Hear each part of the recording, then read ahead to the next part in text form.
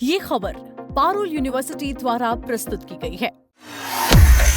अगर आप इस साल इनकम टैक्स रिटर्न भरने जा रहे हैं तो ये खबर आपके लिए जरूरी है। असेसमेंट ईयर 2026 से 2027 के लिए आईटीआर फॉर्म में कई अहम बदलाव किए गए हैं।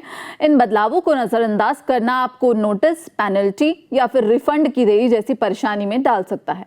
आईटीआर फॉर्म में क्या बदला, जानिए 10 बड़े बदलाव। आपको बता दें कि यहाँ पर एफएनओ ट्रेडिंग की जानकारी अनिवार्य है। अब फ्यूचर्स एंड ऑप्शन से जुड़े ट्रांजैक्शन की पूरी डिटेल देना जरूरी कर दिया गया है। वहीं जो दूसरी चीज है वो है एमएसएमई पेमेंट पर सख्ती। एमएसएमई को किए गए भुगतान और उस पर ब्याज की रिपोर्टिंग अब मैंडेटरी होगी। तीसरी है पार्टनरशिप फर्म पर नए नियम। फर्म के पार्टनर्स को अपनी इनकम और हिस्सेदारी की ज्यादा डिटेल देनी होगी। वहीं चौथी है रिवाइज आईटीआर फीस का नया कॉलम।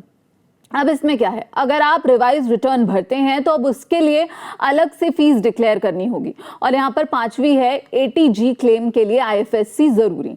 डोनेशन पर टैक्स छूट लेने के लिए अब आईएफएससी कोड देना अनिवार्य कर दिया गया है।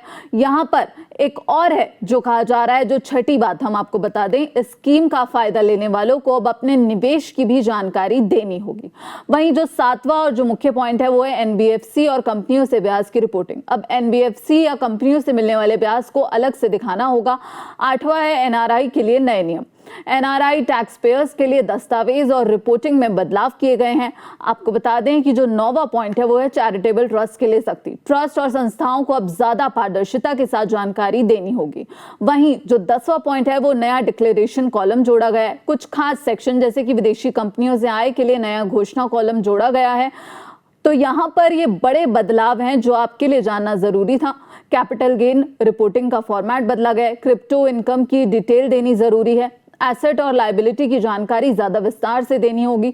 प्रीफिल्ड डेटा बढ़ाया गया है, लेकिन उसे वेरीफाई करना आपके लिए जरूरी है। टैक्स पेयर्स के लिए अब एक सलाह है, आईटीआर भरने से पहले फॉर्म को ध्यान से पढ़ें। सभी इनकम सोर्स, ब्याज, कैपिटल गेन, सैलरी जरूर जोड़ें। प्रीफिल्ड डेटा पर पूरी तरह निर्भर ना रहें। सही फॉर्म चुनें, नहीं तो रिटर्न डिफेक्टिव हो सकता है।